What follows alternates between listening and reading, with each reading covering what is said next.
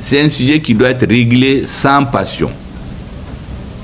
La première fois, je pense qu'il y a eu beaucoup de passion dans les décisions, dans les années 60. Je ne porte pas de jugement, mais aujourd'hui, nous devons le régler sans passion. Nous avons des financiers, nous avons des économistes qui examinent cette question depuis des mois. Et je crois que vos réflexions qui seront versées à leur cahier d'études vont enrichir encore la décision pour que le jour où nos chefs d'État prennent la décision, elle soit irrévocable, irréversible pour toujours. Parce que n'oubliez pas, l'AES c'est aujourd'hui le premier producteur d'or dans la CEDEAO. Nous avons 2 800 000 km² de surface. Premier producteur d'uranium, premier producteur de coton, premier producteur d'élevage et de poissons dans la CEDEAO. Il nous suffit d'une bonne gouvernance. J'ai expliqué récemment aux uns aux autres que j'ai vu un pays développé qui a été exposé à la bourse des valeurs en or dans un pays de l'OCDE. Il a exposé l'or qu'ils ont importé du Mali. Ils ont traduit sa valeur en or, en francs CFA. Nous sommes venus comparer ça à ce qu'il y a dans les statistiques ici. Qu'est-ce qui a été exporté chez eux à partir de notre direction nationale des mines? Est-ce que vous savez que la différence entre ceux qui disent avoir importé du Mali, eux, et ceux que le Mali dit avoir exporté, la différence est égale au budget du Mali. Un seul pays. Ça veut dire quoi? Ça veut dire clairement que tout l'argent que l'État malien devait avoir est parti dans la poche de quelques-uns. L'État malien a tout perdu. Dans un seul pays, imaginez-vous au niveau national, si la gestion du pays change, les citoyens de l'AES ont besoin d'une bonne direction et de bonnes affaires.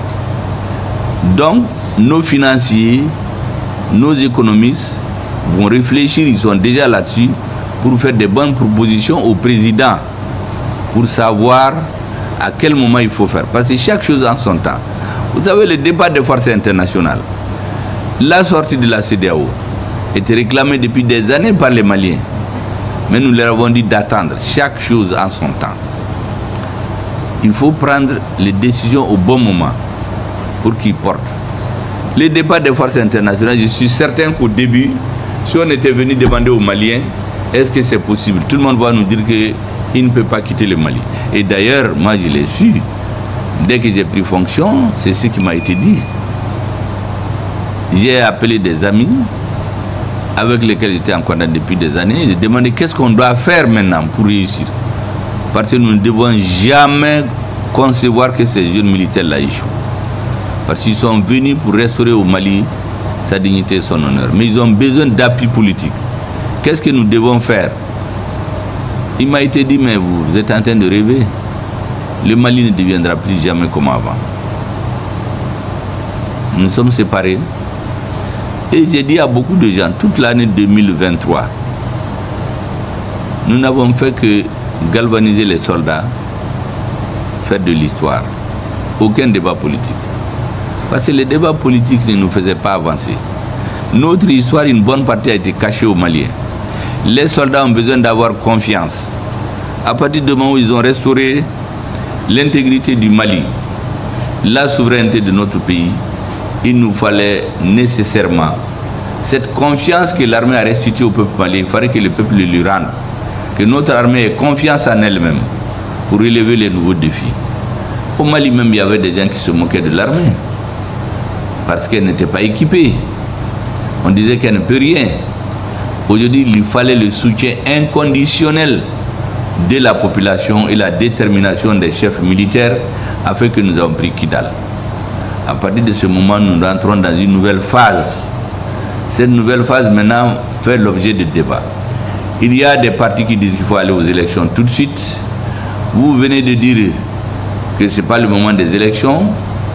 Le gouvernement tient compte de beaucoup de facteurs. Vous savez qu'il y en a qui pensent que les élections c'est une fin en soi. J'ai expliqué que Haïti, c'est le premier pays indépendant d'Amérique latine. C'est le pays où il y a plus d'élections que dans tous ces pays. Mais il n'est pas stable. Donc l'élection en elle seule ne règle pas les problèmes d'un pays. Ramener tout à une élection, c'est se tromper. C'est d'ailleurs ce que les Occidentaux veulent. C'est d'ailleurs pourquoi nous avons fait 30 ans d'élections, mais ça nous a amené au plus on fait des élections, plus on divise le Mali. Un. Deuxièmement, tout a été fait pour amener des problèmes au sommet de l'État. Heureusement que ceux qui sont à la tête du pays ont une claire conscience de l'histoire. Dans l'histoire, chaque fois qu'on veut faire tomber un régime, c'est pas compliqué. On fait la fissure au sommet ou on les coupe de la base. C'est les deux secrets. Nous avons décidé que le peuple, comme le dit le président, c'est le centre de gravité de la transition. Dans une population, vous avez 90 à 98%, ça c'est le peuple. Ceux qui dirigent, c'est 1%. Ceux qui sont contre, c'est peut-être 1%. Les 1% là, les deux là, ils se battent chacun pour avoir les 90 à 98%. Ça c'est le peuple. Maintenant au sommet, tout a été mis en œuvre pour créer des problèmes entre le président de la transition et son premier ministre. Pour créer des problèmes entre cette aile militaire et l'aile politique de la transition. Ce qui se passe, c'est qu'on réfléchit, on regarde, on analyse. Qu'est-ce qui s'est passé? D'où est-ce qu'on est venu? Et nous sommes très clairs dans la tête de tout le monde. Que cette transition-là, nos sorts sont liés. Beaucoup disent qu'ils sont avec la transition. Que Dieu nous en garde, si demain il y a des problèmes là, on ne les verra même pas. Donc ceux qui ont la responsabilité de la réussite de la transition doivent comprendre qu'ils n'ont pas le droit à l'erreur. Et lorsque nous nous sommes retrouvés le 24 mai 2021, au lendemain, au moment de la rectification, il y a des balises qui ont été posées. Il y a eu des accords, c'est comme une sorte de pacte d'honneur ce jour-là qui a été signé entre nous. Jusqu'à présent, malgré les brouhahas, c'est ce que moi je regarde, aucun élément de ce pacte d'honneur n'a été remis en cause. Le président aujourd'hui fait la fierté de tous les Maliens, du monde entier d'ailleurs. Personne ne pensait que le Mali a ce qu'il est. Qu'est-ce qui a changé au Mali? C'est les mêmes militaires, les richesses de moins, le leadership a changé. Donc, ils avaient raison de dire que le président de la transition doit être un militaire. On s'est entendu que le premier ministre doit être un homme politique. Je ne vais pas m'étendre sur ça, vous allez apprécier vous-même. Nous nous sommes entendus que le président du Conseil national de transition doit être un des militaires. À partir de ce moment, toutes les récriminations que nous avions contre l'organe législatif de transition, le CNT, nous les avons classées. Au nom de cette dynamique politique et historique, il fallait aller vers ce compromis. Le ministre de la Défense, je crois qu'avec le président, ils se sont acquittés merveilleusement de leur devoir. Les réformes politiques, vous pouvez bien voir, au début de la transition, les 90% des gens n'étaient pas pour les réformes. Les assises, même au sein du gouvernement, beaucoup n'étaient pas pour. On a même organisé des séminaires au Mali pour nous montrer à la télé que les Maliens ne veulent pas des assises. Donc les réformes politiques, elles se sont imposées. Ensuite, Kidal a été pris. Sans une armée déterminée, un chef militaire qui a une grande vision stratégique et historique, ce n'était pas possible. Nous l'avons fait. Nous avons signé un pacte avec les syndicats.